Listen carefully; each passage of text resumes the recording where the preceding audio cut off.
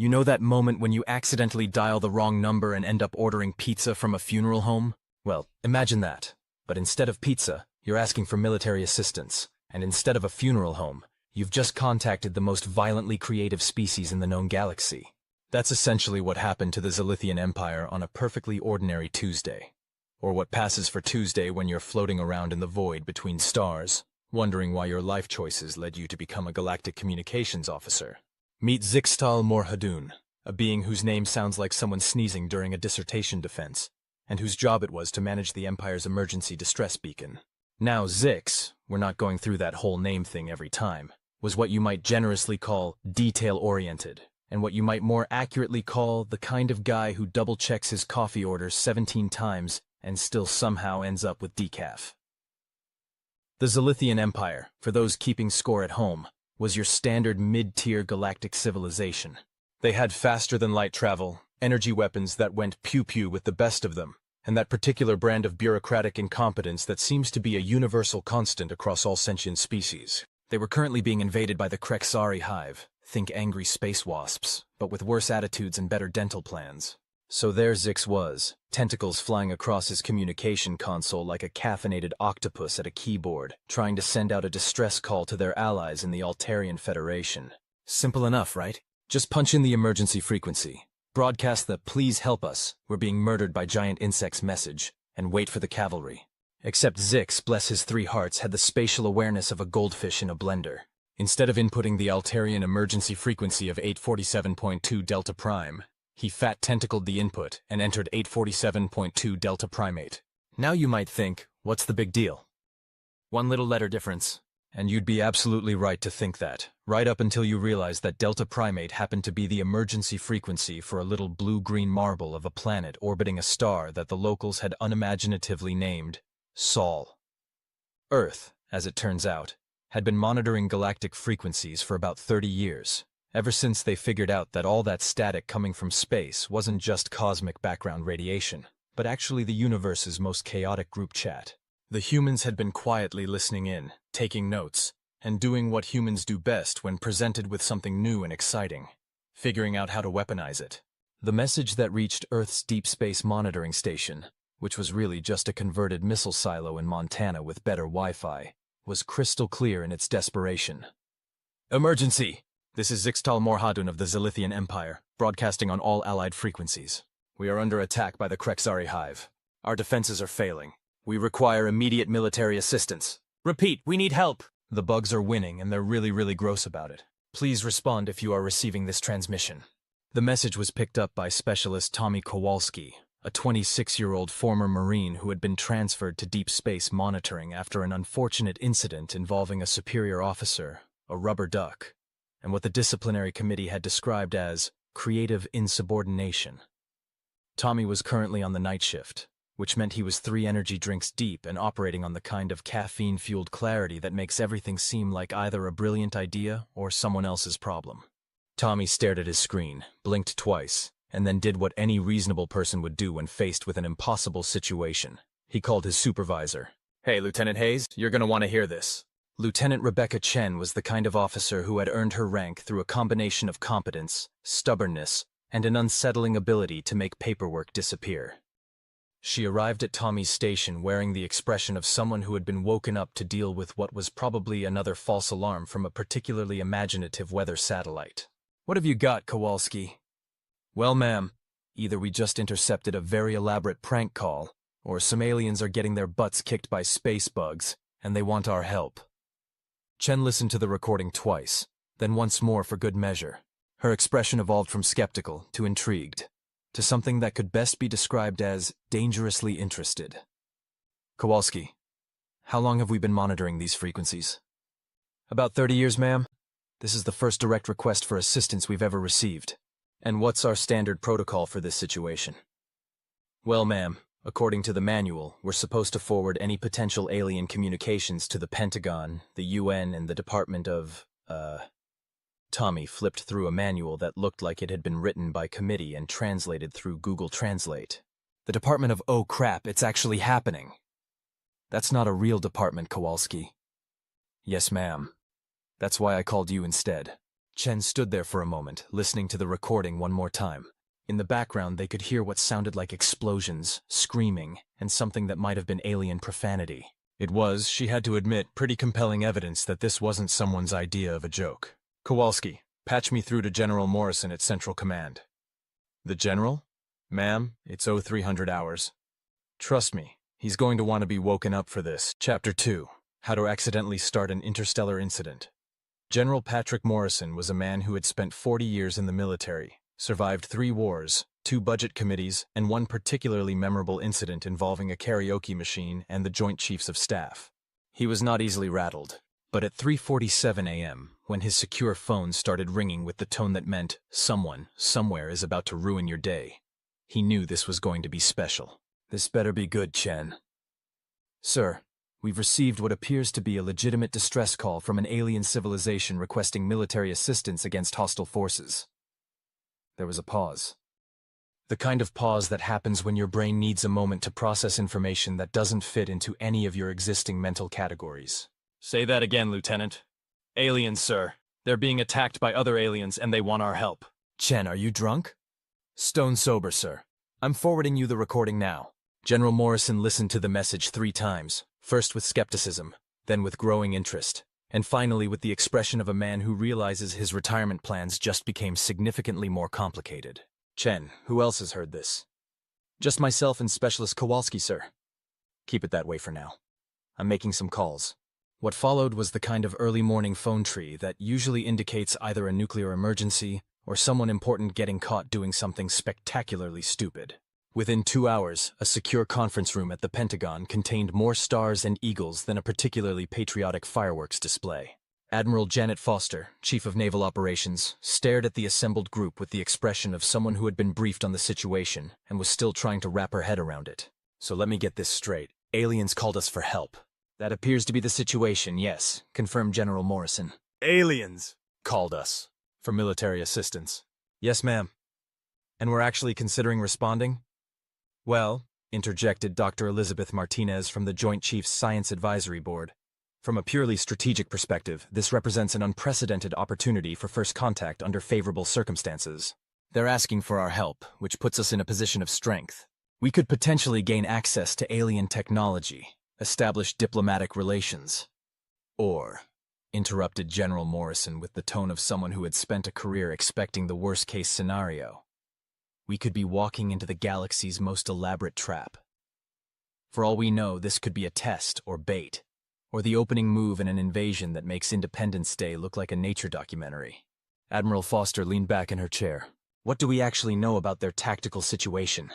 Dr. Martinez consulted her tablet. Based on the transmission, the Zelithian Empire is under attack by something called the Krex'ari hive. From the background audio, it sounds like they're losing badly. The distress call was apparently meant for their allies in something called the Altarian Federation, but they botched the frequency. So we're not even their first choice, muttered General Harrison from the Joint Special Operations Command. How flattering. Actually, Dr. Martinez continued, that works in our favor. If this is legitimate, it means we're not walking into a diplomatic minefield. We'd be responding to what amounts to a wrong number. No existing obligations, no complex political ramifications. Admiral Foster drummed her fingers on the table. What kind of response capability are we talking about? How far away are these aliens? The signal originated approximately 47 light-years away, in what we've designated the Kepler 442 system. Based on the signal strength and propagation delay, we estimate the transmission was sent about 3 days ago. So by the time we get there, this war could be over. Not necessarily, said Dr. Martinez. The transmission mentioned that their defenses were failing, but it also indicated ongoing combat. If we could get a response force there quickly enough.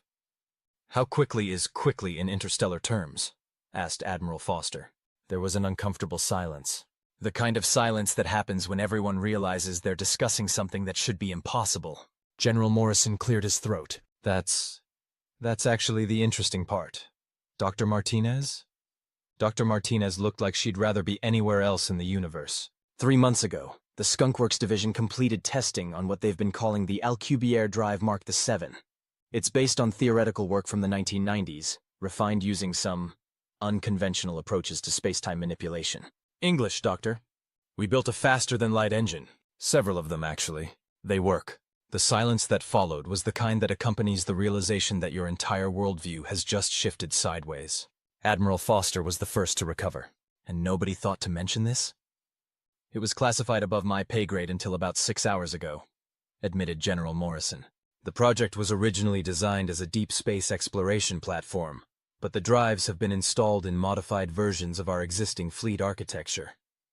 You're telling me we have spaceships? We have spaceships. Faster-than-light spaceships. Faster-than-light spaceships with military capabilities, yes ma'am. Admiral Foster rubbed her temples. This is insane. We're talking about responding to an alien distress call with a secret space fleet that officially doesn't exist. Well, said General Harrison with the kind of grin that usually preceded something spectacularly dangerous. When you put it that way, it sounds like exactly the kind of mission we were trained for. Chapter 3. The Fleet. Nobody knew about. The Mojave Desert is full of secrets. Most of them involve questionable government experiments, enthusiastic conspiracy theorists, and the occasional UFO sighting that turns out to be a weather balloon with delusions of grandeur. But 50 miles northeast of Edwards Air Force Base, behind enough razor wire to decorate a small country, and under enough security clearance to make the CIA jealous, sat something that would have made every science fiction writer in history weep with joy. Fleet Command Mojave wasn't on any official military maps. According to the paperwork, what little existed, it was a deep desert training facility for specialized atmospheric research. In reality, it was where humanity kept its first, and until now, secret interstellar navy.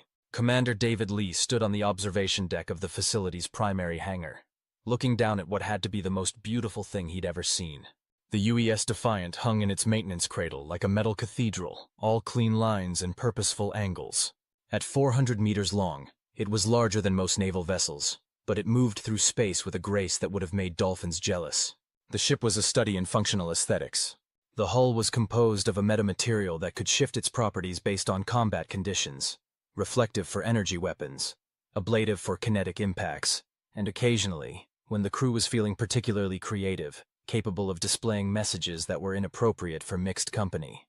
The forward section housed the primary weapon systems, particle beam arrays that could core a small moon, railguns that fired projectiles at significant fractions of the speed of light, and missile systems that took the phrase "fire and forget" to impressive extremes. But the real magic was in the engineering section.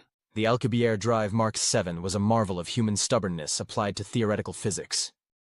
Where conventional FTL drives required exotic matter and the sacrifice of small farm animals to the gods of quantum mechanics, the Mark VII ran on a combination of controlled fusion, weaponized mathematics, and what the engineers cheerfully described as making space-time very, very angry.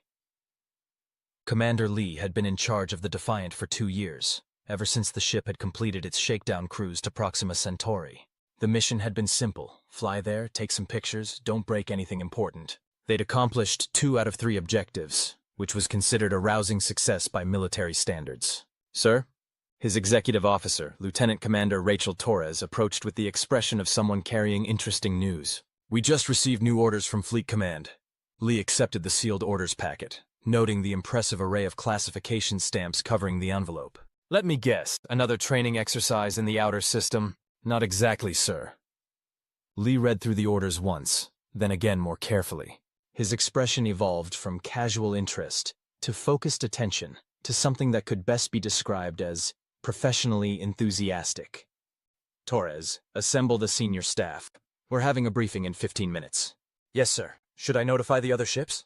Lee glanced out at the hangar, where 5 more vessels hung in various stages of preparation. The relentless, the indomitable, the unconquerable, the unstoppable, and the somewhat irritated. The Navy's naming committee had been having a difficult day. Each ship represented humanity's best guess at what a space warship should look like, combined with their unshakable belief that if something was worth doing, it was worth doing with excessive firepower. Yes, all ships. We're going to need the full task force for this one. The briefing room aboard the Defiant had been designed with military efficiency in mind, which meant it was functional, uncomfortable, and painted in a shade of gray that could induce depression in laboratory mice. The senior staff filed in with the casual professionalism of people who had spent months preparing for something they weren't sure would ever happen. Major Alex Donovan, the ship's Marine commander, was a compact man who gave the impression of being constructed from equal parts muscle, sarcasm, and barely contained violence. Captain Jennifer Park, the chief engineer, looked like she hadn't slept in 3 days but could probably rebuild the ship's drive system using spare parts and creative profanity. Doctor! Michael Bennett, the ship's science officer, had the slightly wild-eyed expression of someone who had spent too much time staring into the mathematical void and found it staring back.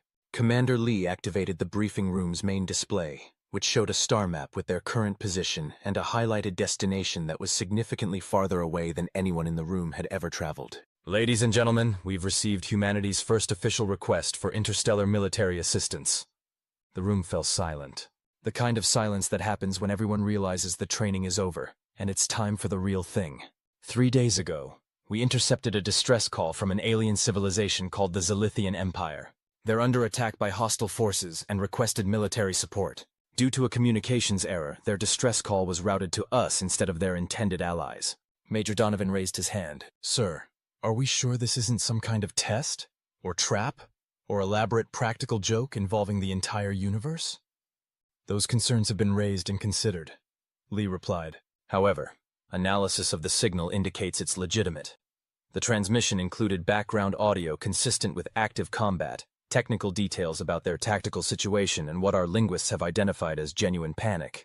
Dr. Bennett leaned forward with the expression of someone who had just realized Christmas had come early. Sir, this represents an unprecedented scientific opportunity. First contact with not one but potentially 3 alien civilizations. The Zelithians, their attackers, and their intended allies. It also represents, added Captain Park, an opportunity to test our systems under actual combat conditions. The Mark 7 drives have only been tested in controlled environments. This would be our first operational deployment. Commander Lee nodded. Which brings us to our mission parameters. We are tasked with responding to the Zelithian distress call, assessing the tactical situation, and providing appropriate assistance. Our orders are deliberately broad, which means we have significant discretion in how we interpret appropriate assistance. Major Donovan grinned with the expression of someone who had spent his career waiting for exactly this kind of mission. Define appropriate assistance, sir. Use your best judgment, Major. But remember, this is first contact. Whatever we do out there reflects on all of humanity. So no pressure then. None whatsoever. Lee turned back to the display. Transit time to the Kepler 442 system is estimated at 4 days using maximum sustainable warp. We'll be traveling as a task force, all 6 ships, with the Defiant as flagship. Questions? Dr. Bennett raised his hand. Sir, what do we actually know about the species involved? Are we walking into a conflict between spacefaring democracies? Or could we be accidentally supporting galactic fascists against freedom fighters? It was, Lee had to admit, an excellent question. Intelligence analysis suggests the Zelithian Empire is a standard mid-tier galactic civilization with no obvious signs of aggressive expansion or oppressive practices. The Krex'ari hive appears to be, well, a hive mind with expansionist tendencies and what our xenobiologists describe as concerning dietary habits. They eat people? They eat everything, including the planets they conquer. The silence that followed was the kind that accompanies the realization that the universe is stranger and more dangerous than anyone had properly prepared for. Any other questions? Lee asked. Captain Park raised her hand. Sir, what's our cover story if this goes sideways and we end up starting an interstellar war? According to our briefing documents, if anyone asks, we're an independent human exploration vessel that happened to be in the area and decided to help out of the goodness of our hearts. And if they don't believe that, then we improvise. Chapter 4. Transit and Realizations. Space, it turns out, is really, really big. This comes as a surprise to absolutely no one who has spent any time thinking about it. But it bears repeating because the human brain isn't really designed to comprehend distances measured in light years. It's like trying to understand the national debt using pocket change. Theoretically possible, but likely to cause headaches. The UES task force had been in hyperspace for 3 days, traveling at what Dr. Bennett cheerfully described as speeds that make Einstein cry. The Alcubierre drive worked by compressing space in front of the ship and expanding it behind, creating a wave of distorted space-time that carried the vessel along faster than light without technically violating relativity. It was elegant, efficient, and made a humming noise that sounded like the universe clearing its throat. Commander Lee stood on the Defiance bridge, watching the swirling pattern of compressed space-time on the main display. Hyperspace looked like what would happen if a rainbow had an argument with a kaleidoscope and decided to settle it with physics. It was beautiful, mesmerizing, and after 3 days, profoundly boring. Status report, Lieutenant Torres. All ships maintaining formation, sir. We're approximately 18 hours from the Kepler 442 system. Engineering reports all systems operating within normal parameters, though Chief Park requests permission to tune the engines for optimal combat performance. Lee had learned to be wary of Captain Park's tuning sessions.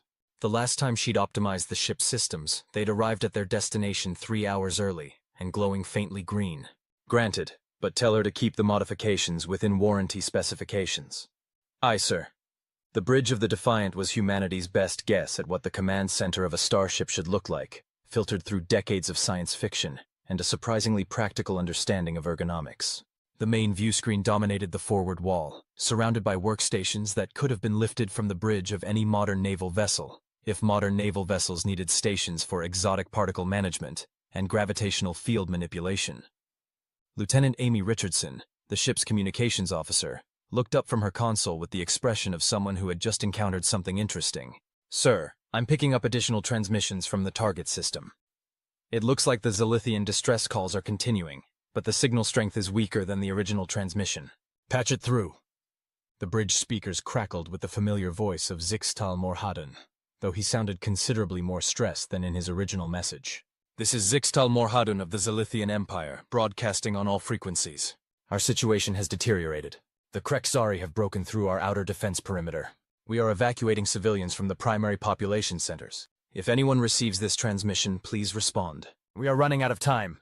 The background noise of the transmission included sounds that didn't need translation. Explosions, screaming, and what might have been the collapse of large structures. It was the universal soundtrack of a civilization under attack. Any response from their intended allies? Lee asked. Lieutenant Richardson shook her head. Nothing, sir. Either the Altarian Federation hasn't received the message, or they're too far away to respond in time. Dr. Bennett approached from his science station, carrying a tablet loaded with analysis data. Sir, I've been reviewing our intelligence on the Krex'ari hive. It's concerning. Define concerning, Doctor. They're a hive mind species that reproduces by consuming organic matter and converting it into additional hive members. They strip planets of all biological material, including the planetary ecosystem, before moving on to the next target. From an ecological perspective, they're essentially a self-replicating planetary extinction event. Major Donovan, who had been quietly observing from the tactical station, looked up with interest. So we're dealing with space locusts? Space locusts with starships, advanced weaponry, and a complete disregard for the concept of sustainable resource management. Dr. Bennett confirmed. How many of them are we talking about? Dr. Bennett consulted his tablet. Based on the transmission data, the attack force appears to be approximately... Well, this is where it gets interesting. The Zelithian reports mention countless swarms, but our signal analysis suggests we're looking at somewhere between 50 and 100 vessels. Commander Lee raised an eyebrow. That's a significant discrepancy. Yes, sir. It's possible the Zelithians are prone to hyperbole, or the Krex'ari reproduction cycle allows them to rapidly increase their numbers during an active conquest, in which case, countless swarms might be an accurate description of their current status. The bridge fell into the kind of thoughtful silence that accompanies the realization that you might have volunteered for something significantly more complicated than originally advertised. Major Donovan, Lee said, what's your assessment of our tactical capabilities against an unknown number of hostile alien vessels? Donovan grinned with the confidence of someone who had spent his career preparing for impossible odds. Sir, we have 6 ships armed with the most advanced weapon systems humanity has ever developed. Crewed by people who are either the best of the best or crazy enough to volunteer for a mission that officially doesn't exist. Either way, I like our chances. And if we're outnumbered 50-1? Then it'll be a fair fight. Lieutenant Torres looked up from her station with the expression of someone who had just realized something important. Sir, we're receiving another transmission. This one's different. Different how? It's not from the Zelithians. The signal originates from the same system, but it's using a completely different communication protocol. Put it through. The bridge speakers filled with a sound that was definitely not human, and probably not from anything that had ever been human. It was a chittering, clicking noise that sounded like someone had decided to turn insect communication into a form of aggressive punctuation. After a moment, the ship's translation system kicked in, converting the alien sounds into oddly formal English. This is Hive Commander Vexkar of the Krex'ari Assault Fleet. We have detected the approach of unknown vessels. Identify yourselves and state your intentions, or be consumed for the glory of the Hive. The bridge crew exchanged glances. It was, everyone had to admit, about as friendly as they'd expected from a species that apparently ate planets for breakfast. Lieutenant Richardson looked to Commander Lee. "Sir, are we responding?" Lee considered his options. On one hand, establishing communication might provide valuable intelligence about the tactical situation. On the other hand, announcing their presence would eliminate any element of surprise they might have had. "Open a channel," he decided. "Let's see what we're dealing with." "Channel open, sir."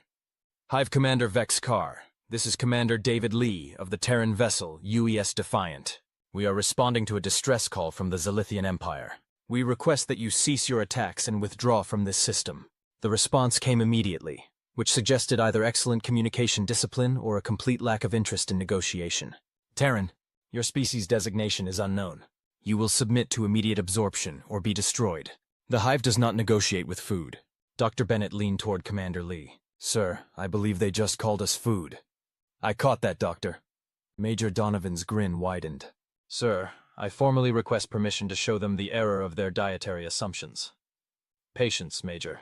"Hive Commander Vex Carr, the Terran fleet is prepared to defend the Zelithian Empire. This is your final warning to withdraw." "Terran fleet?" The alien voice carried what might have been amusement. "Our sensors detect 6 vessels. We have 73 ships in this system, with more arriving daily. Your fleet will provide adequate nutrition for perhaps half a Hive cycle. We thank you for this unexpected meal delivery." Lieutenant Richardson muted the channel and looked to Commander Lee. "Sir, they definitely think we're food." "So I gathered. Any sign of their fleet on our sensors?" Lieutenant Carlos Mendez at the tactical station consulted his displays. "Sir, we're still 18 hours out from the system, but long-range sensors are picking up multiple contacts in orbit around the 4th planet. The signatures are consistent with spacecraft, but the designs are unlike anything in our databases." "How unlike?" "They appear to be organic, sir. Like someone crossed a spacecraft with a very large insect." Commander Lee nodded slowly. "All right, people. It looks like we're going into this one the hard way. Dr. Bennett, I want a full analysis of everything we know about Krex'ari technology and tactics. Major Donovan, start planning our combat approach. Torres, send a message to the other ships. We're going to combat readiness." "Aye, sir." "And Lieutenant Richardson?" "Yes, sir." "Send a response to the Krex'ari. Tell them that if they think 6 human ships constitute a meal delivery, they're about to discover why that's the worst mistake they'll ever make." "Should I use those exact words, sir?" Commander Lee considered this. "Clean it up for diplomatic purposes, but make sure the sentiment comes through." As the crew bustled to prepare for combat, Commander Lee remained on the bridge, staring at the swirling patterns of hyperspace. Somewhere ahead of them, an alien civilization was fighting for its survival against an enemy that viewed entire planets as nothing more than particularly large snacks. In 18 hours, humanity would find out what happened when an unstoppable force met an object that was really, really annoyed about being called food. It was, he had to admit, exactly the kind of situation they'd trained for, even if nobody had expected it to happen quite this soon. Chapter 5: Arrival and First Impressions. The Kepler 442 system turned out to be one of those picturesque stellar neighborhoods that would have made excellent tourist destinations, if not for the slight problem of it currently being invaded by spacefaring insects with anger management issues. The primary star was a G-type main sequence, similar to Sol, but slightly more orange, casting everything in a warm light that would have been pleasant if not for all the explosions. The UES task force dropped out of hyperspace at the system's edge, their arrival announced by the telltale flash of compressed space-time snapping back to normal dimensions. 6 human warships materialized in perfect formation, their hulls gleaming in the alien sunlight like metal predators fresh from some cosmic ocean. Commander Lee stood on the Defiance bridge, watching the tactical display populate with sensor data as the ship's systems took their first detailed look at an active interstellar war zone. The results were, to put it mildly, educational. "Report, Lieutenant Mendez." "Sir, sensors are showing massive fleet engagement in orbit around the 4th planet. I count 74 Krex'ari vessels, various sizes, all showing the organic design patterns we detected during transit. They appear to be... Sir, this is going to sound weird, but they appear to be feeding." "Feeding?" "Yes, sir. Long-range scans show several Krex'ari ships have extended what look like organic tendrils down to the planet's surface. They're literally sucking something up from the surface." Dr. Bennett moved to his science console, his fingers dancing across the displays as he analyzed the incoming data. "Sir, I'm reading massive biosignature depletion across the planet's surface. They're strip mining the biosphere." Commander Lee felt something cold settle in his stomach. "What about the Zelithian fleet?" Lieutenant Mendez's expression grew grimmer. I'm reading 19 Zelithian vessels, down from an estimated 40 plus based on their earlier transmissions. They're in a defensive formation around the planet's 2 moons, but sir, they're not winning. Define not winning. They're being systematically overwhelmed. The Krex'ari ships are larger, more numerous, and appear to be using some kind of bioweapon that's interfering with Zelithian ship systems. Several of the Zelithian vessels are showing signs of organic contamination. Dr. Bennett looked up from his console with the expression of someone who had just solved a particularly unpleasant puzzle. Sir, I think I understand their reproduction method. They don't just consume organic matter, they convert it. Those contaminated Zelithian ships are probably being transformed into additional Krex'ari vessels. The bridge fell silent as everyone processed the implications of fighting an enemy that could literally turn your own ships against you. Any response to our arrival? Lee asked. Lieutenant Richardson checked her communications console. Sir, we're receiving hails from both fleets. The Zelithians sound, well, surprised but grateful. The Krex'ari sound like they think we just delivered them dessert. Patch through the Zelithian communication first. The main speakers filled with the familiar voice of Zixtal Morhaden, though he sounded like he was speaking from inside a hurricane. Unknown vessels, this is the Zelithian Empire. We did not expect— Who are you? How did you receive our distress call? Commander Lee activated his communications system. Zixtal Morhaden. This is Commander David Lee of the Terran fleet. We received your emergency transmission and have come to render assistance. There was a pause. The kind of pause that happens when someone's entire worldview shifts sideways. Terran? We sent our distress call to the Altarian Federation. How did— There was an error in your transmission frequency. Your message was routed to our monitoring station instead. You came anyway? You traveled across interstellar space to help complete strangers? Commander Lee exchanged glances with his crew. When put that way, it did sound like exactly the kind of thing humans would do. That's correct. But why? We have no treaties, no alliances, no mutual defense agreements. You had no obligation to respond. No, Lee agreed. We didn't. We came anyway. The silence that followed was pregnant with the kind of cultural revelation that happens when two species discover they have fundamentally different assumptions about how the universe works. I don't understand. Major Donovan stepped forward with a grin that could have been seen from orbit. With respect, sir, understanding isn't required. Gratitude, however, would be appreciated. Now, what's the tactical situation? Zix spoke with the rapid cadence of someone who had been managing a crisis for too long. The Krex'ari broke through our outer defenses 18 hours ago. We've lost 26 ships, and 3 of our surviving vessels are showing signs of biocontamination. They'll be converted within the hour unless we can purge the infestation. What about planetary defenses? Overrun. The civilian population is being evacuated to our moon colonies, but the Krex'ari are consuming everything. Forests, oceans, atmosphere. At current rates, the planet will be stripped bare within 3 days. Commander Lee nodded grimly. Understood. We're moving to engage. Can you provide us with tactical data on Krex'ari capabilities? Commander, with respect, you have 6 ships. We started this engagement with 40. The Krex'ari vessels are heavily armored, self-repairing, and their weapons discharge some kind of corrosive bioplasma that eats through conventional shielding. I don't see how— Leave that to us, Commander Lee interrupted. Just stay clear of our engagement zone and be ready to assist with evacuation efforts if needed. Commander Lee, I must protest. You don't understand what you're facing. These creatures are— Hive Commander Vexkar is hailing us, Lieutenant Richardson interrupted. Patch it through. The bridge speakers filled with the chittering, clicking sounds of Krex'ari communication, followed by the ship's translation system rendering it into mechanically precise English. Terran vessels, you have entered a Krex'ari feeding zone. Submit to immediate absorption or be destroyed.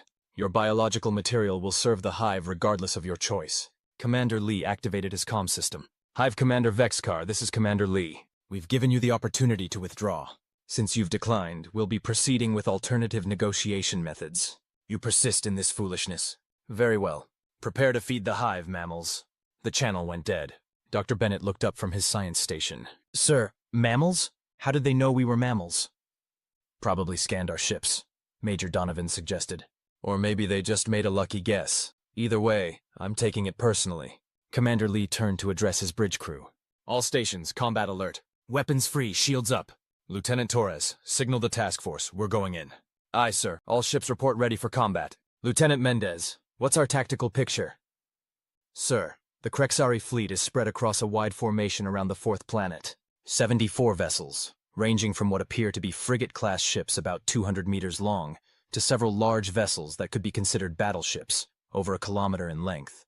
They're maintaining position while they feed on the planet. Feeding ships are probably less maneuverable, Major Donovan observed. If we hit them while they're attached to the surface... My thoughts exactly. Mendez, plot an intercept course for the largest group of feeding vessels. Torres, signal the fleet. Attack pattern Delta. We're going to introduce the Krex'ari to human military doctrine. Which is? Dr. Bennett asked. Commander Lee smiled with the expression of someone who had been waiting his entire career for exactly this moment. Hit them hard, hit them fast, and hit them with everything we have.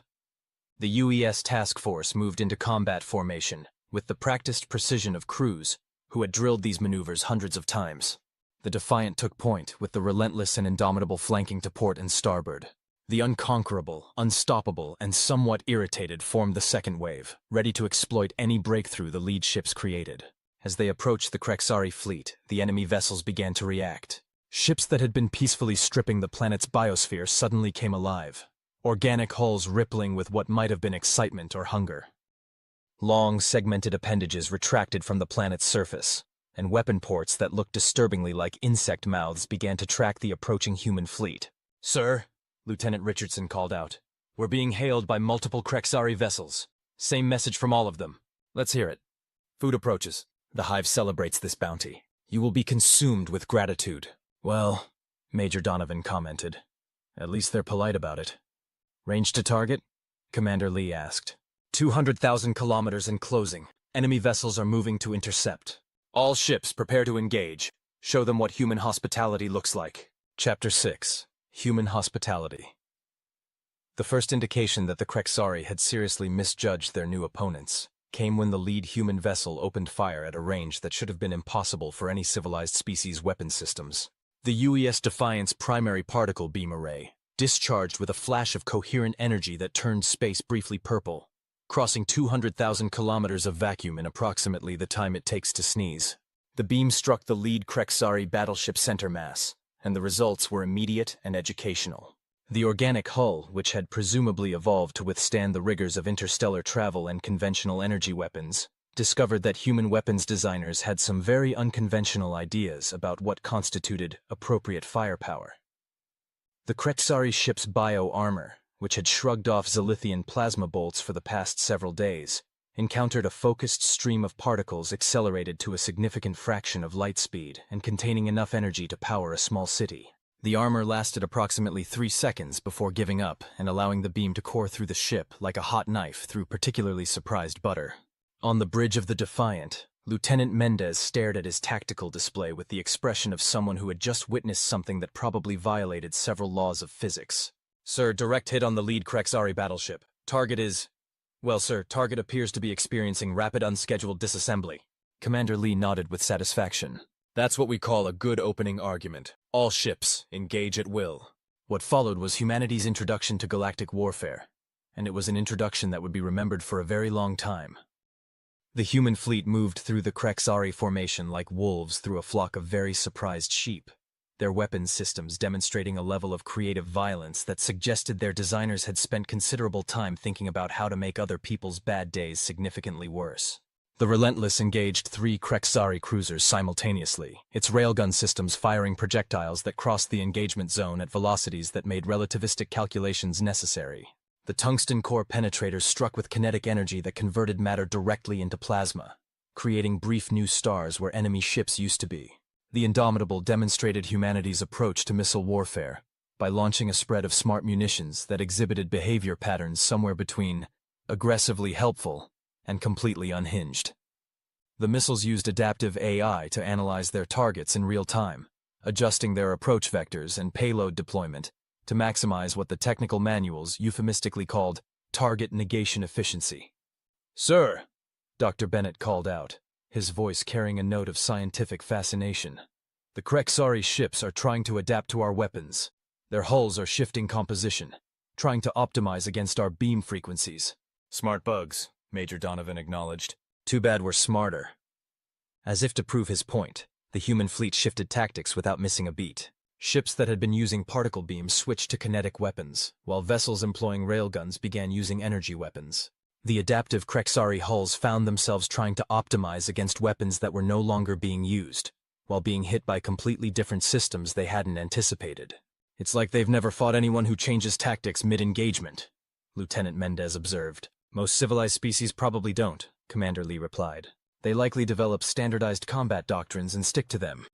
We, on the other hand, specialize in creative improvisation. The Krex'ari fleet was beginning to realize they had made a significant error in judgment. What they had assumed would be a brief and appetizing encounter with primitive mammals was turning into the kind of nightmare that gave hive minds insomnia. Ships that had survived decades of galactic warfare were being systematically dismantled by weapons that seemed to operate on principles that were both innovative and deeply unsporting. Hive Commander Vexcar is hailing us, Lieutenant Richardson reported. Put him through. The chittering, clicking sounds of agitated Krex'ari filled the bridge, followed by the translation system's mechanical rendering. What manner of creatures are you? Your weapons violate established conventions of civilized warfare. Commander Lee activated his comm system. Hive Commander, there seems to be some confusion. We're not civilized. We're humans. This is impossible. No species develops such aggressive combat capabilities without being consumed by their own violence. You'd be surprised what you can accomplish with proper anger management and a really good military-industrial complex. Major Donovan stepped forward with the expression of someone who was enjoying the conversation immensely. Commander Vexcar, we'd like to extend an invitation to discuss terms for your immediate withdrawal from this system. The Hive does not negotiate. That's unfortunate, because we've been looking forward to showing you our extended hospitality. All ships, prepare for the welcome wagon. What the Krex'ari fleet received next was humanity's interpretation of extended hospitality, which involved coordinated strikes from 6 different vessels using every weapon system in the human arsenal simultaneously. The Defiance particle beams carved through enemy formations, while the Relentless's railguns created kinetic art installations where Krex'ari ships used to be. The Indomitable launched a spread of missiles that seemed to take personal offense at the continued existence of their targets.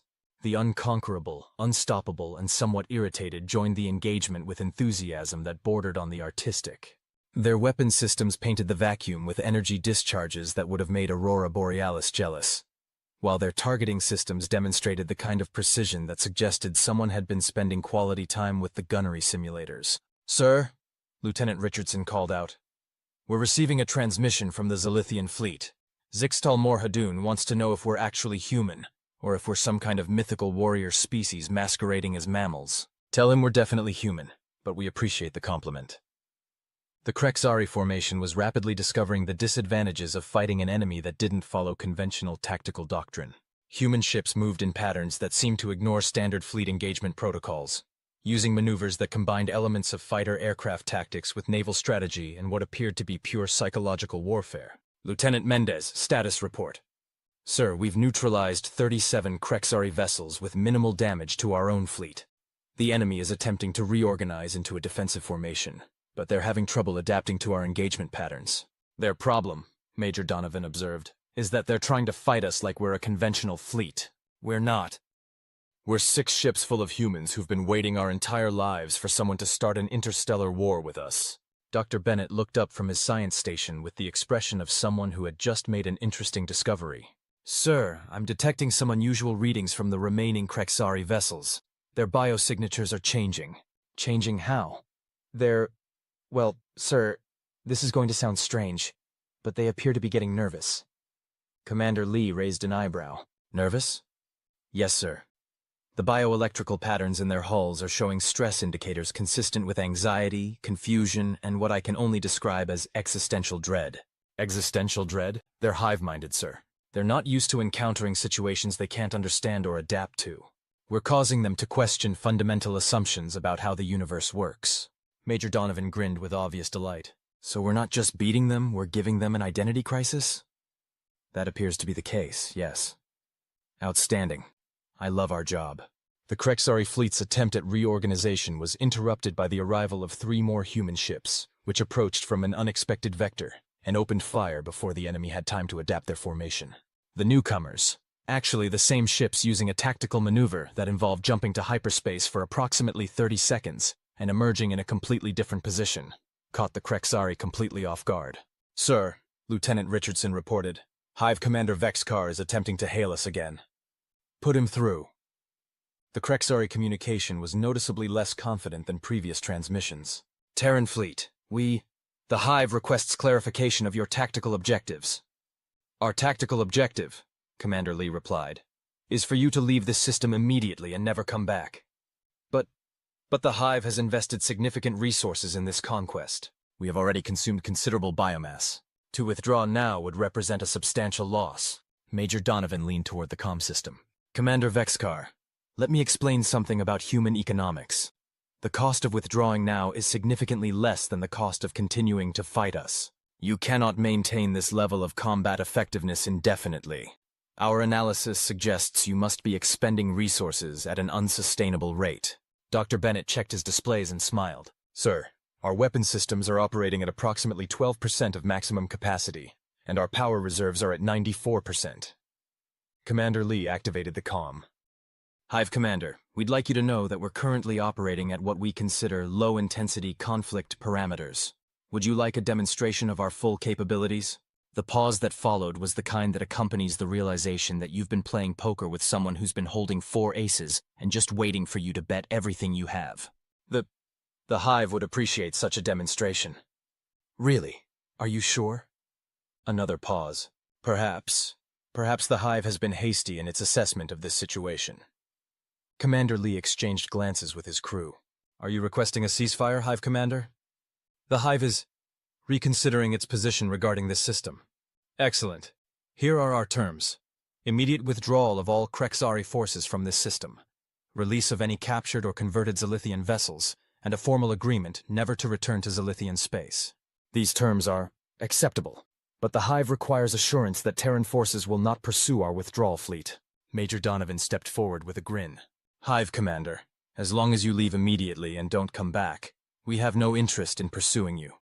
However, if you decide to return at some point in the future, we'll be happy to continue our conversation about human hospitality. Understood. The Hive will comply with these terms. The Krex'ari fleet began to withdraw with a speed that suggested considerable enthusiasm for being somewhere else. Ships that had been confidently stripping a planet's biosphere 20 minutes earlier were now competing to see who could reach the system's edge fastest. Lieutenant Richardson looked up from her console. Sir, we're receiving a transmission from Zixtal Morhaden. Put him through. Commander Lee, this is unprecedented. In our recorded history, no one has ever successfully negotiated a Krex'ari withdrawal. They simply don't retreat, ever. Well, Commander Lee replied, I guess they just needed the right incentive structure. How did you do that? Your weapons, your tactics, your entire approach to combat. It's unlike anything we've ever encountered. Major Donovan stepped forward with obvious pride. Zixtal, let me tell you something about humans. We've been fighting wars since we figured out how to hit each other with sticks. By the time we developed interstellar travel, we had gotten very, very good at it. But your ships, your weapons, they're so advanced. Dr. Bennett looked up from his science station. Actually, these are our first-generation interstellar vessels. We only finished building them about 2 years ago. The silence that followed was the kind that accompanies the realization that you've just witnessed the opening act of something much larger. First generation? Zix's voice carried a note of something that might have been terror. These are your prototype vessels? That's correct, Commander Lee confirmed. Why? Because if these are your prototypes, what do your production models look like? Commander Lee considered this question for a moment. Honestly, we're not sure yet. We're still working on those. Chapter 7. Diplomatic Complications. The aftermath of humanity's first interstellar military engagement was, to put it mildly, complicated. The Krex'ari fleet had withdrawn as promised, taking their appetite for planetary biosystems to some other corner of the galaxy. The Zelithian Empire was saved, their civilization intact, and their faith in the fundamental order of the universe thoroughly disrupted. Commander Lee stood in the Defiance main conference room, which had been hastily reconfigured for what the diplomatic corps would probably describe as first contact protocols, and what everyone else was calling trying to explain what the hell just happened.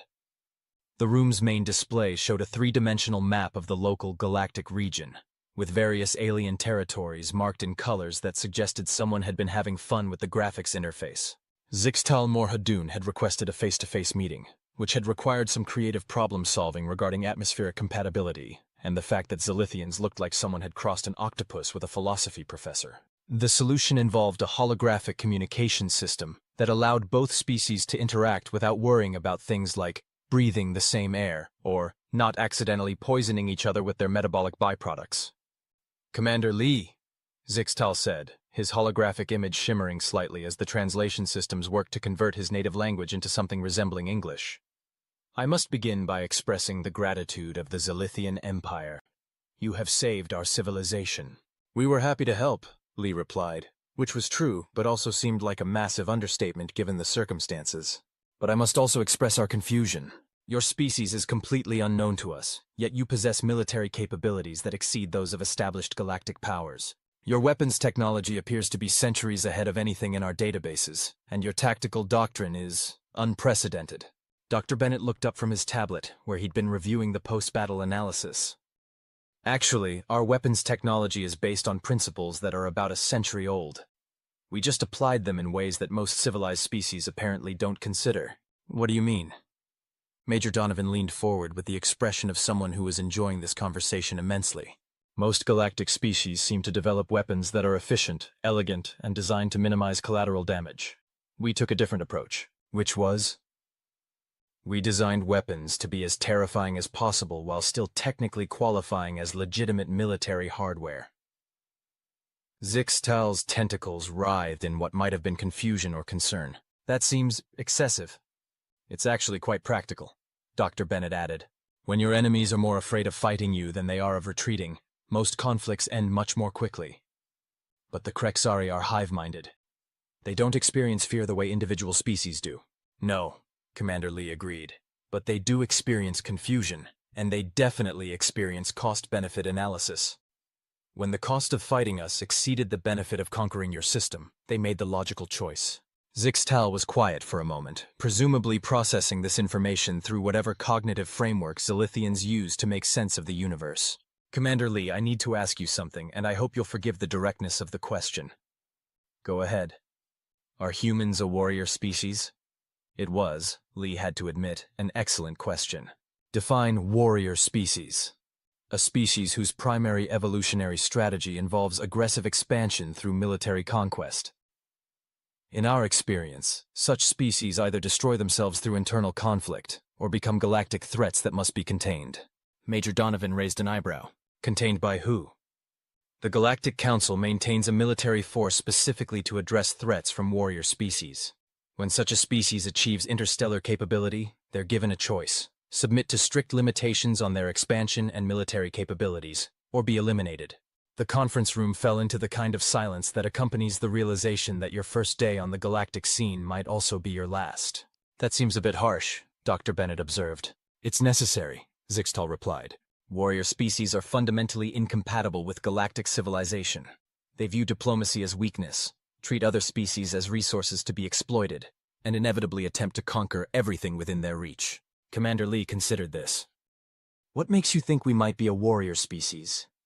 Your military capabilities, your tactical doctrine, and the fact that you traveled interstellar distances to fight in a war that wasn't yours for people you'd never met. You say that like it's a bad thing. For a warrior species, altruistic behavior is typically a precursor to establishing dominance. You help others so they become dependent on you, then use that dependency to expand your influence. Major Donovan laughed, which apparently wasn't the response Zixtal had been expecting. Zixtal, let me tell you something about humans. We're absolutely a warrior species. We've been fighting wars since we figured out how to pick up rocks, and we've gotten very good at it. But here's the thing you're missing, which is, we're also really good at making friends, and we tend to fight hardest for our friends. Dr. Bennett nodded. Human military doctrine is actually quite simple. We're willing to be incredibly violent in defense of things we care about, but we're generally peaceful toward anyone who isn't threatening us or people we've decided to protect. But how do we know you won't decide to protect everyone in the galaxy, whether they want your protection or not? It was, Commander Lee had to admit, another excellent question. I suppose you'll have to trust us. Trust? A warrior species? Yes. Because here's the thing, Zixtal. We could have demanded payment for helping you. We could have insisted on territorial concessions or technological exchanges or any number of things that would have increased our power and influence. Instead, we're asking for exactly nothing except the knowledge that your people are safe. Zixtal's tentacles writhed thoughtfully. That is unusual. It's also very human, Major Donovan added. We have a saying. With great power comes great responsibility. Most of us take that pretty seriously. Most of you? Well, we're not perfect.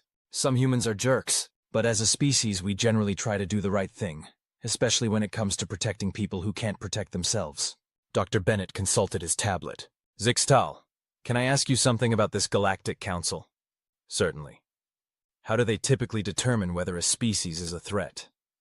Through a combination of military assessment, cultural analysis, and behavioral observation. A species that demonstrates excessive military capability combined with aggressive expansion tendencies is classified as a potential threat. And then what happens? They're given the ultimatum I mentioned. Submit to limitations or be eliminated. Has any species ever chosen elimination? Zixtal's holographic image flickered slightly. No, the Council's military capabilities are substantial. Commander Lee exchanged glances with his crew. How substantial? The Council maintains a fleet of approximately 10,000 vessels, drawn from 37 member species. Their weapons technology represents the combined scientific advancement of civilizations that have been spacefaring for millennia. The silence that followed was the kind that accompanies the realization that your new neighborhood has some very strict homeowners association rules. 10,000 ships, Major Donovan said thoughtfully. That's a lot of ships. It's never been insufficient, Zixtal confirmed. Dr. Bennett looked up from his calculations. Zixtal, when does the Council typically make contact with new spacefaring species? Usually within weeks of their achieving interstellar capability. The Council monitors subspace communications and investigates any species that demonstrates FTL travel, so they probably already know about us. Almost certainly. Your arrival in this system would have been detected by their sensor networks. Commander Lee stood up, a decision crystallizing in his mind. Lieutenant Torres, send a message to Fleet Command. Tell them we may have inadvertently announced humanity's presence to a galactic government with 10,000 warships and strong opinions about warrior species. Should I mention that we just defeated a fleet that this galactic government couldn't handle? Torres asked. Definitely mention that. Also mention that they're probably going to want to have a conversation with us. Zixtal's image brightened slightly. Commander Lee, there may be a solution to this situation. We're listening. The Zelithian Empire is a member of the Galactic Council. We could speak on your behalf, vouching for your character and intentions. If the Council believes you're acting under our guidance, you'd be willing to do that? Commander, you saved our entire species. Vouching for your character is the least we can do. Major Donovan grinned. So you're willing to tell them we're the good guys? I'm willing to tell them that in our experience, humans are a species that can be trusted with great power because they use it to protect others rather than exploit them. Dr. Bennett looked thoughtful. There's just one small problem with that approach. Which is? If the Council thinks we're acting under Zelithian guidance, what happens when they find out we're actually completely independent and have our own fleet of ships with weapons they've never seen before? The conference room fell silent as everyone contemplated the implications of that particular revelation. One problem at a time, Commander Lee decided. First, let's make sure the Council doesn't decide to preemptively eliminate us. Then we can worry about explaining the rest. Chapter 8. The Council Calls. 3 days after the Battle of Kepler 442, as it was already being called in the preliminary after-action reports, the UES task force received a message that nobody had been expecting, but everyone had been dreading. It came through on a communication frequency that their equipment shouldn't have been able to receive, using encryption protocols that their computers shouldn't have been able to decode, and bearing the unmistakable stamp of a bureaucracy that had been perfecting the art of intimidation for several thousand years. Lieutenant Richardson stared at her communications console with the expression of someone who had just realized that her day was about to become significantly more complicated. Sir, we're receiving a transmission on... Well, I'm not sure what frequency this is. Our equipment is automatically decoding it, but according to our technical specifications, that should be impossible. Commander Lee moved to her station, looking over the displays with growing concern. What's the message? It's addressed to the unknown military force operating in the Kepler 442 system, and it's from something called the Galactic Council Military Authority. They're requesting immediate communication with our commanding officer. Requesting or demanding? Lieutenant Richardson double-checked her translation software. Demanding, sir. Politely but definitely demanding. Dr. Bennett looked up from his science station, where he'd been analyzing the message's technical characteristics. Sir, this communication is using quantum entanglement for data transmission. That's technology we don't have. Whoever sent this has capabilities that are significantly ahead of ours. Major Donovan approached with the expression of someone who had been expecting this conversation. How significantly ahead? Based on the technical requirements for quantum communication across interstellar distances, maybe centuries ahead. Commander Lee nodded slowly. All right, people. It looks like we're about to meet the neighbors. Lieutenant Richardson, open a channel. Sir, are you sure that's wise? We don't know what their intentions are. Their intentions are probably to figure out whether we're a threat to galactic civilization. Refusing to talk to them would suggest that we are. Good point. Channel open, sir. The main display flickered and then resolved into an image that was both familiar and utterly alien. The being on screen was clearly organic, but appeared to have been designed by someone who had very different ideas about what constituted optimal body architecture. It stood approximately 3 meters tall, had 4 arms, skin that looked like polished metal, and eyes that suggested it had seen things that would give nightmares insomnia. Unknown military force, the being said in a voice that sounded like it had been processed through a very expensive speaker system. I am Council Admiral Vex Theron of the Galactic Military Authority. You will identify yourselves immediately and explain your presence in Council space. Commander Lee stepped forward. Council Admiral, I'm Commander David Lee of the Terran vessel UES Defiant. We responded to a distress call from the Zelithian Empire and provided assistance against Krex'ari forces. Terran. Vex Theron consulted what appeared to be a holographic display floating beside him. No species by that designation appears in our databases. You claim to represent an unknown civilization, yet you possess military capabilities sufficient to defeat a Krex'ari assault fleet. Explain. We're human, Admiral. Our homeworld is called Earth, located in the Sol system. We achieved interstellar capability approximately 2 years ago. The silence that followed was the kind that happens when someone's fundamental assumptions about reality undergo catastrophic failure. 2 years? Vex Theron's voice carried a note of what might have been disbelief. You achieved faster-than-light travel 2 years ago and already possess weapons technology capable of defeating established galactic threats? That's correct. Impossible. No species develops such advanced military capabilities without centuries of spacefaring experience. Dr. Bennett stepped forward. With respect, Admiral, that assumption may not account for species that develop military technology as a primary evolutionary strategy. You admit to being a warrior species? We admit to being very good at warfare when circumstances require it. Vex Theron's 4 arms moved in what might have been agitation or calculation. Commander Lee, you will maintain your current position while a Council evaluation team is dispatched to assess your species' threat level. Any attempt to leave this system will be considered an act of aggression. Major Donovan stepped into view with the expression of someone who had been waiting for exactly this moment. Admiral, with respect, you might want to reconsider that approach. Explain. We're not your subjects, we're not members of your council, and we're not particularly interested in being assessed by anyone. We came here to help people who were under attack. We accomplished that mission, and now we're planning to go home. If you attempt to leave, you'll do what, exactly?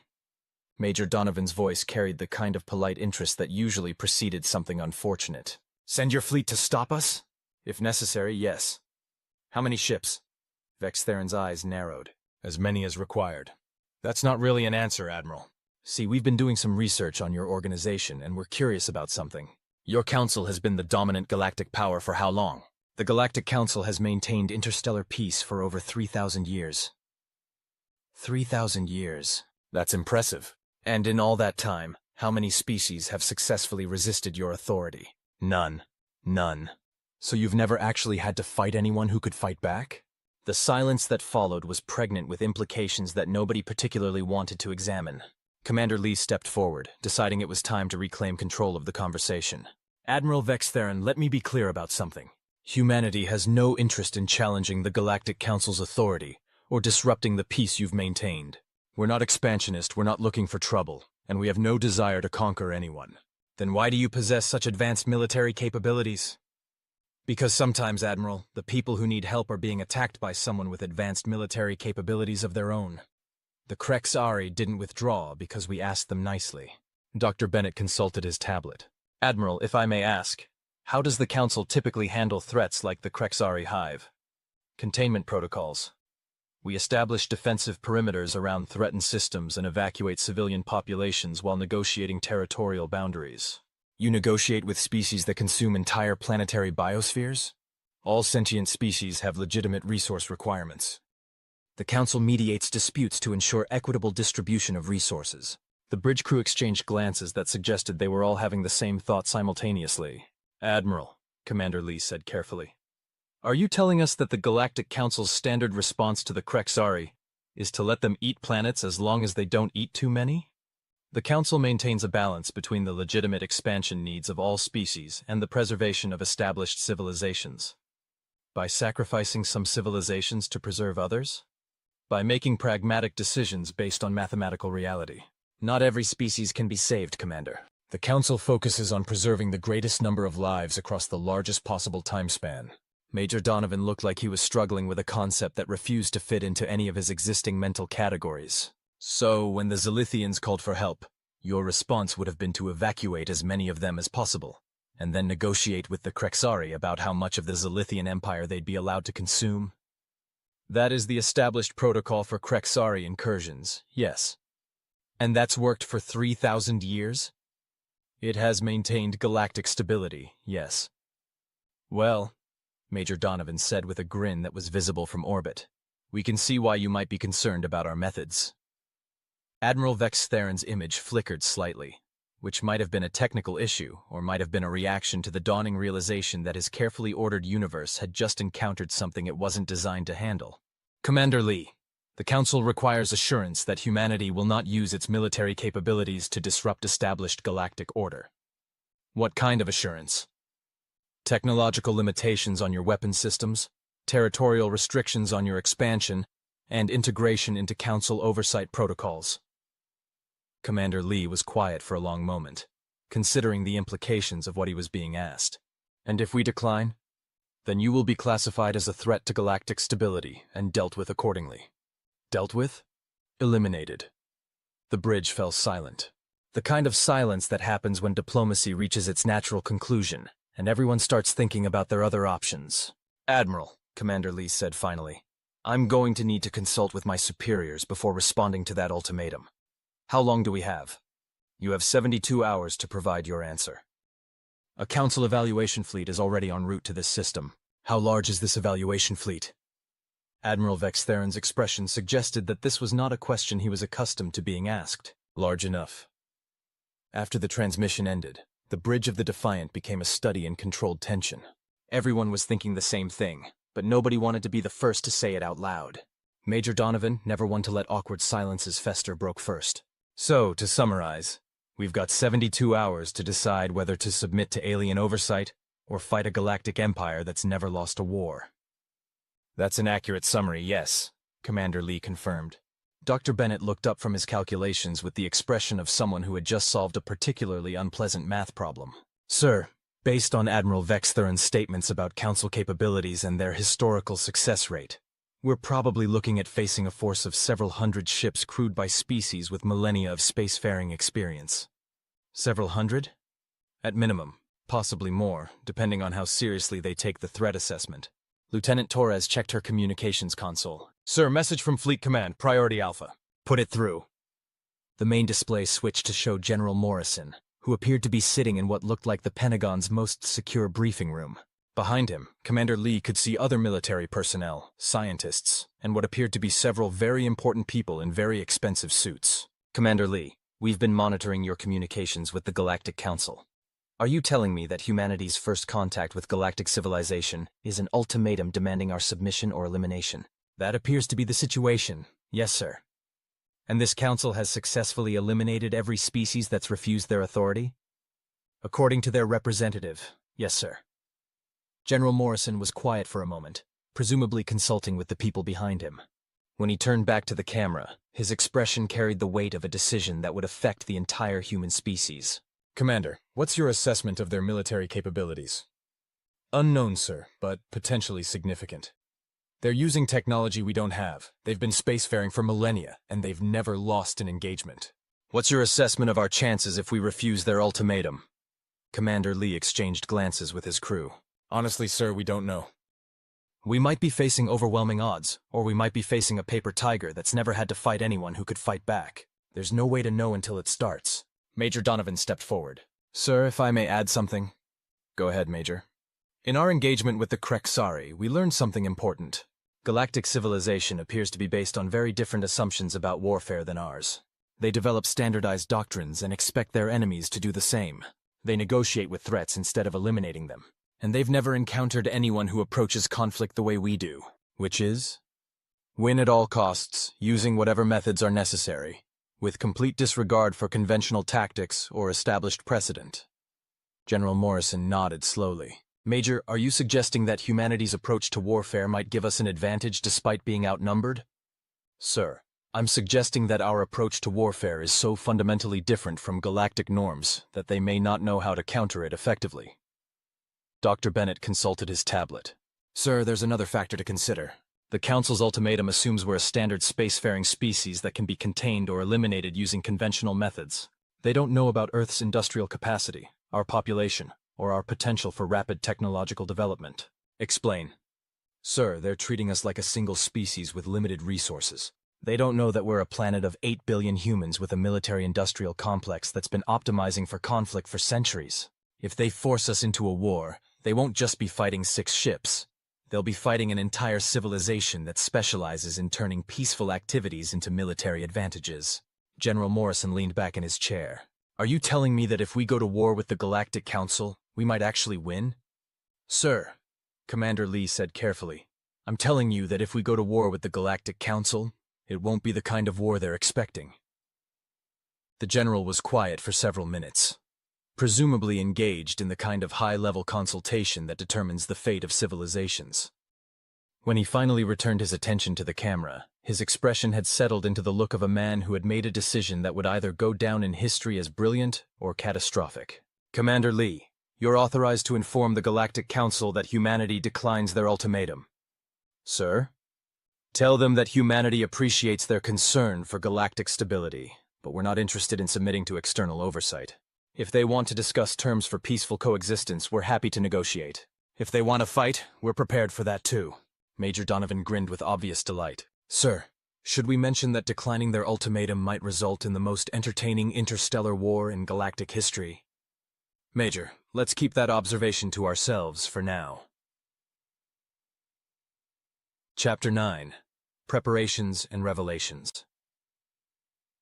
The 72 hours that followed Admiral Vex Theron's ultimatum were among the most intensively productive in human history. Across Earth's solar system, industrial facilities that had been designed for peaceful purposes underwent rapid conversion to military applications, while research installations that had been theoretical suddenly became very practical indeed. Commander Lee stood in the Defiance briefing room, reviewing intelligence reports that painted a picture of humanity's response to its first interstellar crisis. The data streaming across his display would have made any reasonable person question whether humans were actually a sensible species. Status report, Dr. Bennett. Sir, Fleet Command has authorized the deployment of, well, everything. The shipyards at Luna Station have completed construction of 12 additional vessels using the Mark 7 drive system. Mars Industrial is finishing 8 more, and the Jupiter orbital facilities are producing components for another 20 ships. 20 ships in 72 hours? Sir, it turns out that when you tell human engineers they have 3 days to build a fleet or face alien invasion, they interpret that as a personal challenge. Lieutenant Torres looked up from her communications station. Sir, we're also receiving volunteer applications from everyone. The entire Terran Space Force has requested transfer to the Interstellar Combat Fleet. 3 different nations have offered their complete naval assets, and apparently several civilian cargo haulers have submitted plans for converting their ships into improvised military vessels. Improvised how? Well, sir, one captain submitted blueprints for mounting fusion rockets as kinetic weapons. Another proposed using cargo containers as missile launchers. And there's a proposal from a mining consortium to weaponize asteroid-moving equipment. Major Donovan entered the briefing room carrying a tablet and wearing the expression of someone who had been reviewing data that defied logical explanation. Sir, you need to see the latest intelligence estimates. What have you got, Major? Fleet Command's analysis suggests that if the Galactic Council sends their evaluation fleet to Earth, they're going to encounter approximately 47 fully armed human warships, supported by defensive installations that were designed by people who watched too many science fiction movies and had access to military-grade construction equipment. 47 ships? That's the conservative estimate, sir. It doesn't include the civilian vessels that are volunteering for combat duty, or the experimental platforms that various research institutions are contributing. Dr. Bennett pulled up a schematic on his tablet. Major, what exactly qualifies as an experimental platform? Well, Doctor, there's a deep space research station that's apparently been testing something called a gravity manipulation array for the past 5 years. When they learned about the situation, they volunteered to serve as a weapons platform. A gravity manipulation array? Yes, sir. According to their technical specifications, it can create localized gravitational anomalies powerful enough to crush most forms of matter into highly compressed states. Commander Lee stared at the schematic. Are you telling me that someone built a gravity weapon and nobody thought to mention it? Apparently it was classified as a theoretical research project. The researchers assumed it would never have practical applications. And now? Now they're very excited about the opportunity to test it under combat conditions. Lieutenant Richardson approached with a communication tablet. Sir, we're receiving a transmission from Admiral Vex Theron. He's requesting an update on our decision. Commander Lee activated the main display, which showed the Admiral's imposing figure against the backdrop of what appeared to be a very large and very intimidating starship bridge. Commander Lee, the 72-hour period is nearly expired. Have you reached a decision regarding Council oversight? We have, Admiral. Humanity respectfully declines your ultimatum. The silence that followed was the kind that happens when someone realizes they've just heard something that doesn't fit into any of their existing conceptual frameworks. You decline? That's correct. We appreciate the Council's concern for galactic stability, but we're not interested in submitting to external limitations on our sovereignty. Commander, you do not appear to understand the implications of your decision. The Council's evaluation fleet consists of 300 vessels representing the combined military might of 37 spacefaring civilizations. Your 6 ships cannot possibly... Admiral, Major Donovan interrupted. I think there may be some confusion about our current situation. Explain. We're not 6 ships anymore. Admiral Vex Theron's forearms moved in what might have been confusion or calculation. What do you mean? Dr. Bennett stepped forward with the expression of someone who was about to deliver news that would probably cause problems. Admiral, when you gave us 72 hours to consider your ultimatum, we used that time to prepare for the possibility that negotiations might fail. Prepare how? We built a fleet. A fleet? In 3 days? Humans are very motivated by deadlines, Admiral, especially deadlines that involve potential extinction. Commander Lee activated his tactical display, showing the positions of human vessels throughout the Sol system. Admiral, I'd like you to understand something about human psychology. When you threaten us, we don't become more compliant. We become more creative. The display showed 47 warships in various stages of deployment, along with defensive installations, mobile weapons platforms, and what appeared to be several large objects that didn't fit into any conventional military category. Admiral Vex Theron stared at the display with the expression of someone whose entire understanding of reality was undergoing catastrophic revision. This is impossible. No species can construct a military fleet in 72 hours. Most species probably can't, Major Donovan agreed. But most species didn't spend their entire evolutionary history competing with each other for limited resources on a single planet. We got very good at rapid military mobilization. But the resources, the industrial capacity, the technical expertise... Dr. Bennett consulted his tablet. Admiral, Earth's current population is approximately 8 billion humans. Our industrial output is capable of supporting a spacefaring civilization that spans multiple planets and asteroid belts. When you threatened us, you weren't just threatening 6 ships. You were threatening an entire species that has extensive experience with total war. Total war? Conflicts involving the complete mobilization of a civilization's resources for military purposes. It's a human specialty. Admiral Vex Theron was quiet for several long moments, presumably engaged in the kind of deep thinking that happens when your fundamental assumptions about the universe prove to be incorrect. Commander Lee, the Council's evaluation fleet is already en route to this system. Even if your claims about your fleet size are accurate, 300 vessels with millennia of combat experience will be facing an opponent they've never encountered before, Commander Lee finished. Admiral, let me ask you something. In 3,000 years of galactic peace, how many times has the Council fought an enemy that could adapt their tactics in real time, modify their weapons during combat, and treat conventional warfare doctrine as merely a starting point for creative improvisation? Never. Then this should be educational for everyone involved. Major Donovan stepped forward with a grin that suggested he was looking forward to the upcoming educational experience immensely. Admiral, there's something else you should know about humans. Which is? We don't just fight wars. We win them. And we do whatever it takes to win them, using whatever resources we have available, without regard for conventional limitations or established precedent. What are you saying? Dr. Bennett pulled up another display, showing the technical specifications of human weapons systems. Admiral, the weapons we used against the Krex'ari were designed as ship-to-ship combat systems. They represent approximately 12% of our current military capability. 12%? Yes, sir. Our ship-based weapons are optimized for mobility and precision. Our planetary defense systems are optimized for, well, for making very large objects go away very quickly. Admiral Vex Theron studied the weapons specifications with growing alarm. These power output readings, these can't be accurate. They're conservative estimates, Admiral. We tend to underpromise and overdeliver when it comes to military hardware. But weapons of this magnitude, the energy requirements alone, are well within our industrial capacity, Commander Lee confirmed. Admiral, I want to be very clear about something. Humanity doesn't want a war with the Galactic Council. We'd prefer to resolve this situation through peaceful negotiation. But if you force us to fight, you should understand that it won't be the kind of conflict you're accustomed to. What do you mean? Major Donovan's expression grew serious.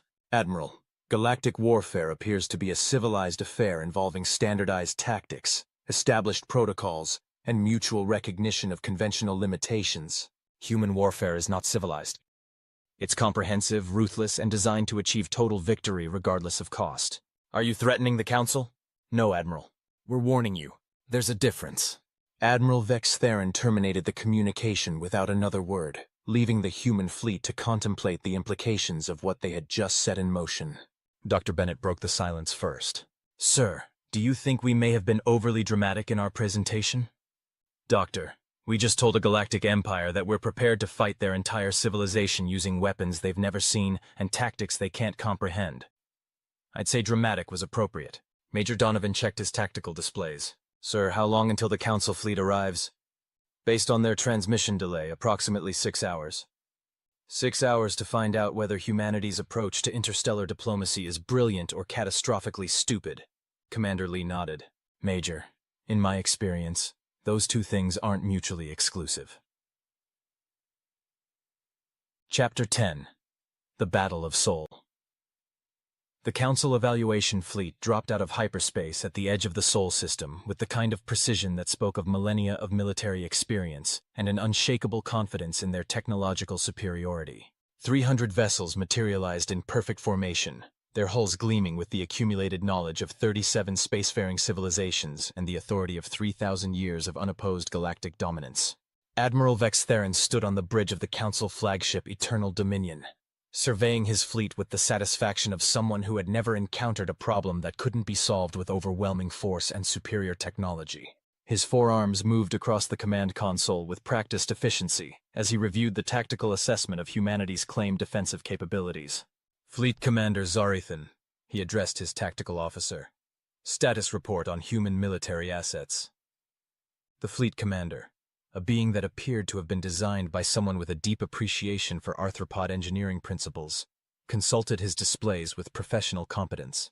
Admiral, our sensors detect 49 human vessels in various positions throughout the system, along with numerous defensive installations and what appear to be mobile weapons platforms of unknown design. 49 vessels against 300. Even accounting for the technological advantages they demonstrated against the Krex'ari, the mathematics are clear. Yes, Admiral. However? Our sensor analysis of human weapons systems suggests they operate on principles that are unconventional.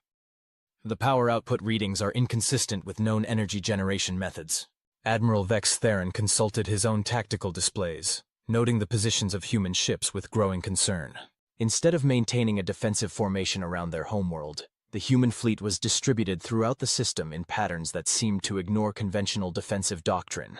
Fleet Commander, the human deployment pattern makes no strategic sense. They've divided their forces across multiple positions, leaving their homeworld vulnerable to direct assault. Yes, Admiral. It's possible they lack experience in large-scale fleet tactics. Or it's possible, came a new voice over the communication system, that we're using tactics you're not familiar with. The Council bridge crew turned to locate the source of the unauthorized communication, discovering that someone had managed to access their secure tactical channel without triggering any of their intrusion detection systems.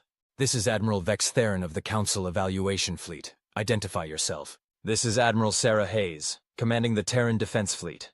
We've been monitoring your approach and thought it might be time for a conversation. Admiral Vex Theron's tactical displays updated to show the position of the human flagship, a vessel that appeared to be significantly larger than the ships humanity had deployed against the Krex'ari. Its energy signature was unlike anything in the Council databases, and its weapon systems appeared to be charging to levels that suggested either impressive capabilities or impending catastrophic failure. Admiral Hayes, you are in violation of Council space and in defiance of lawful authority. Surrender immediately or face the consequences. Admiral Vex Theron, with respect, this is our home system. You're the one in violation of our space. The Council does not recognize human territorial claims. You will submit to evaluation and accept Council oversight, or be eliminated as a threat to galactic stability. That's unfortunate, Admiral, because we're not particularly interested in submitting to anyone. Fleet Commander Zelithian approached Admiral Vex Theron with a tablet displaying updated sensor data. Admiral, we're detecting significant energy buildup from multiple human positions. Their weapons systems appear to be activating. All human positions? Yes, Admiral. Every ship, every installation, and several objects we haven't been able to identify. Admiral Vex Theron activated his fleet communication system. All Council vessels prepare for combat. Target human military assets and disable their resistance capabilities. Minimize damage to infrastructure and civilian populations. Admiral Hayes, he transmitted to the human flagship. This is your final warning. Stand down immediately or face annihilation. The response came with what might have been amusement. Admiral, you seem to be operating under some misconceptions about this situation. Explain. You think this is going to be a conventional fleet engagement where 300 ships defeat 49 ships through superior numbers and established tactics. That is the mathematical reality, yes. Admiral, let me explain something about human mathematics. When we're defending our home, the numbers work differently. Before Admiral Vex Theron could respond, his tactical displays lit up with alerts as the human fleet opened fire simultaneously. But instead of the ship-to-ship engagement he had been expecting, the human vessels launched what appeared to be a coordinated system-wide bombardment using weapons that operated on principles the Council had never encountered. The first indication that this wasn't going to be a conventional battle came when several human vessels fired projectiles that accelerated to velocities that should have been impossible without violating several laws of physics. The projectiles crossed interplanetary distances in minutes rather than hours, striking Council ships with kinetic energy that converted matter directly into expanding plasma clouds. Fleet Commander, what are we facing? Admiral, the humans appear to be using weaponized physics. Their projectile weapons are achieving velocities that approach significant fractions of light speed, and their energy weapons are operating at power levels that exceed our theoretical maximums. The second indication came when the human defensive installations revealed themselves to be significantly more than passive fortifications.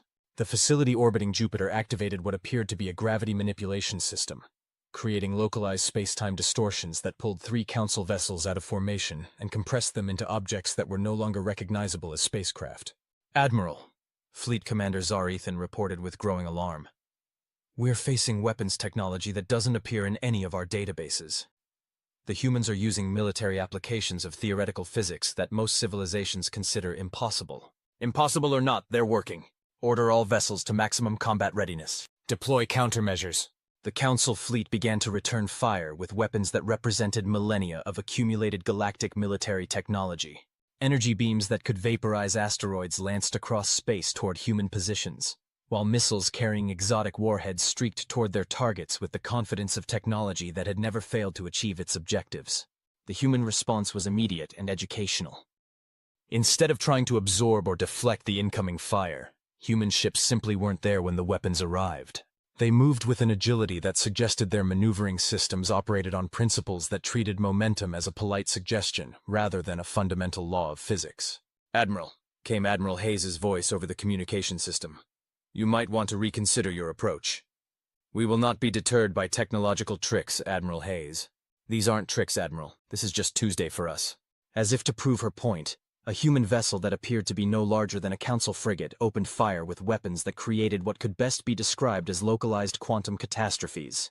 The beam struck a Council battleship and converted its entire forward section into something that existed in approximately 7 dimensions simultaneously, before collapsing back into normal space as a rapidly expanding cloud of very confused subatomic particles. Admiral Vex Theron stared at his tactical displays with the growing realization that his 3,000-year-old understanding of warfare was rapidly becoming obsolete.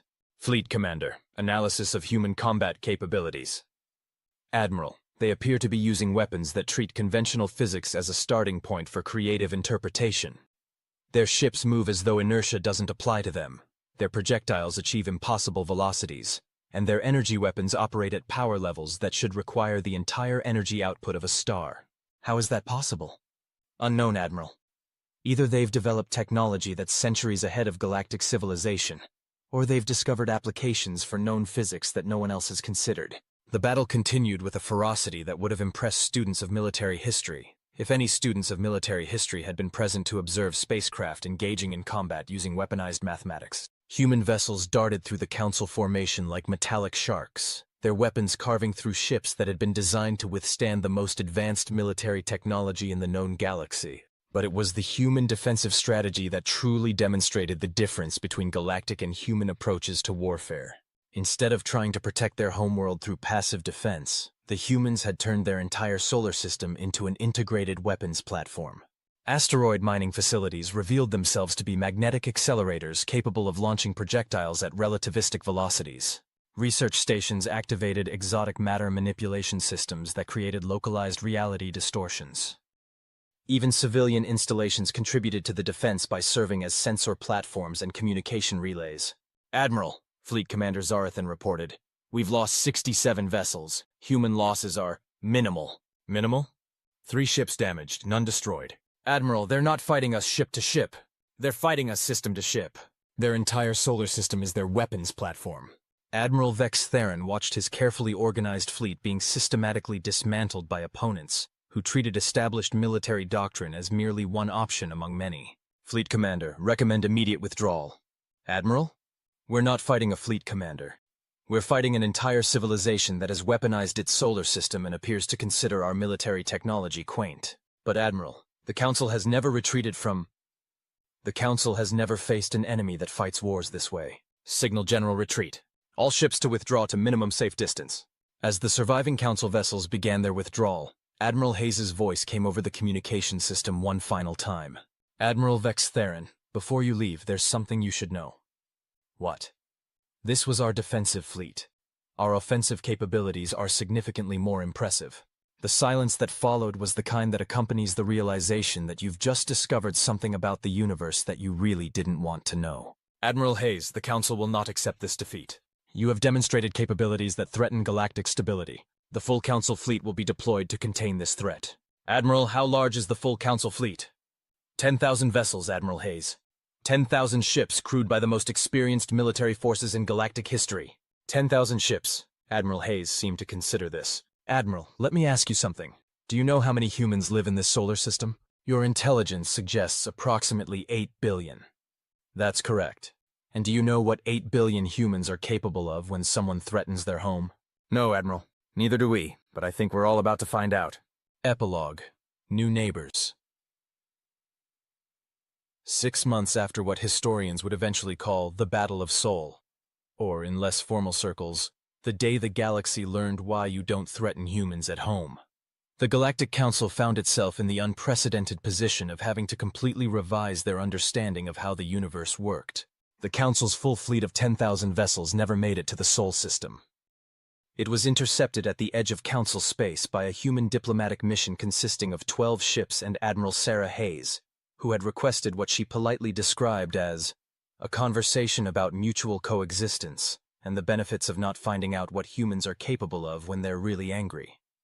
The conversation had been brief, productive, and had resulted in the Council's first ever negotiated peace treaty with the species they had initially intended to eliminate. Commander Lee stood on the observation deck of the newly constructed Terran Embassy Station, located at the edge of Council space in what had been designated as neutral territory. The station was a marvel of human engineering crossed with diplomatic necessity, large enough to accommodate representatives from dozens of species, heavily armed enough to discourage unfriendly behavior, and equipped with recreational facilities that had quickly become popular with visiting dignitaries, who discovered that humans had some very interesting ideas about hospitality. Final status report, Commander, Admiral Hayes said as she approached with the expression of someone who had spent the last 6 months learning that interstellar diplomacy was significantly more complicated than interstellar warfare. The Council has formally recognized human territorial sovereignty over the Sol system and our colonies, Lee reported. They've also agreed to revise their first contact protocols to be less ultimatum heavy. And in return, we've agreed to serve as the Council's specialized military consultants for dealing with threats that traditional Council methods can't handle. Admiral Hayes nodded. So instead of being eliminated as a threat to galactic stability, we've become the Council's official solution to threats to galactic stability. That appears to be the case, yes ma'am. And the Krex'ari situation? The Hive has formally requested negotiation for a non-aggression pact. Apparently, word of what happened to their assault fleet has spread throughout their territory, and they've decided that humans might not be the ideal dietary supplement they originally thought. Dr. Bennett approached from the station's science section, carrying a tablet loaded with data that suggested he'd been having far too much fun with his new research opportunities. Admiral, we've received the final analysis of Council military technology from our technical exchange program. What's the assessment, Doctor? Their technology is impressive, highly refined, and optimized for conflicts between civilizations that follow established warfare conventions. It's also completely inadequate for dealing with opponents who treat physics as a set of suggestions, rather than absolute laws. Meaning? Meaning that human military technology isn't necessarily more advanced than Council technology. It's just more creative. We approach warfare as a problem-solving exercise rather than a formal procedure. Admiral Hayes considered this. Doctor, are you saying that humanity's military advantage comes from our willingness to ignore conventional approaches to combat? That's part of it, yes ma'am. But the bigger advantage is that we treat our entire civilization as a potential military asset. The Council maintains separate military and civilian capabilities. We don't recognize that distinction. Major Donovan joined the group with the expression of someone who had just received news that was either very good or very amusing. Admiral, we've received a formal request from the Zelithian Empire. What kind of request, Major? They want to establish a formal alliance with humanity. Apparently, Zixtal Mor Hadun has been telling everyone in the galaxy about how humans traveled interstellar distances to help complete strangers, defeated an apparently unbeatable enemy, and then negotiated a peaceful resolution to a potential galactic war. And apparently half the species in Council space want to be our friends, while the other half want to make sure they're never on our bad side. Admiral Hayes smiled. So humanity's reputation in the galaxy is based on being both helpful and terrifying? Yes, ma'am. We're being described as the species you want as allies and never want as enemies. Commander Lee looked out at the stars visible through the observation deck's windows, contemplating humanity's new position in the galactic community. Admiral, do you think we handled this correctly? Commander, 6 months ago, humanity was completely unknown to galactic civilization. Today, we're the Council's military consultants. We have alliance requests from dozens of species, and everyone in the galaxy knows that Earth is the place you call when you need help with problems that can't be solved through conventional methods. So we did handle it correctly? Commander, we turned a potential extinction event into the most successful first contact scenario in recorded history. I'd say we handled it exactly right. Dr. Bennett looked up from his tablet. Admiral, there is one small complication, which is? Our success in dealing with the Krex'ari and the Council has apparently spread beyond this region of the galaxy. We're receiving communication requests from species in distant sectors who have heard about humanity's unique problem-solving capabilities. What kind of problems are they asking for help with? Well, there's a civilization being threatened by something called the Void Devourers, another species dealing with what they describe as reality pirates, and what appears to be an entire stellar cluster that's being invaded by something the translation systems are rendering as mathematical demons. Major Donovan grinned. Sounds like we're going to be busy. Admiral Hayes nodded. Commander Lee, prepare the fleet for extended deployment. It looks like humanity is about to become the galaxy's go-to solution for impossible problems. Yes, ma'am. Should I inform Fleet Command that we're now officially in the business of fighting things that shouldn't exist? Commander, we're humans. Fighting things that shouldn't exist is what we do. As the Terran Embassy Station continued its orbit at the edge of Council space, monitoring communication channels that carried news from across the galaxy, humanity began to realize that their accidental entry into galactic civilization had opened doors to challenges and opportunities that no one had anticipated. The universe, it turned out, was full of problems that needed solving, threats that needed addressing, and species that needed help. And somehow, through a combination of technological creativity, tactical innovation, and sheer stubborn determination, humanity had become the civilization that everyone called when conventional solutions weren't sufficient. It was, everyone had to admit, exactly the kind of job that humans were designed for.